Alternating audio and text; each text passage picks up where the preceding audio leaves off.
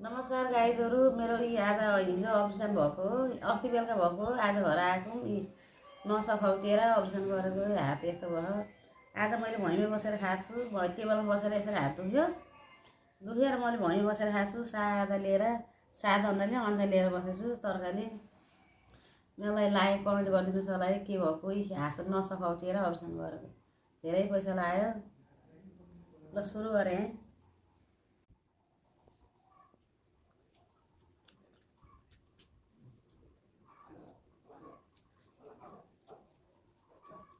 देउला खाएको यो दाना हात हो, यो देउला खाएको।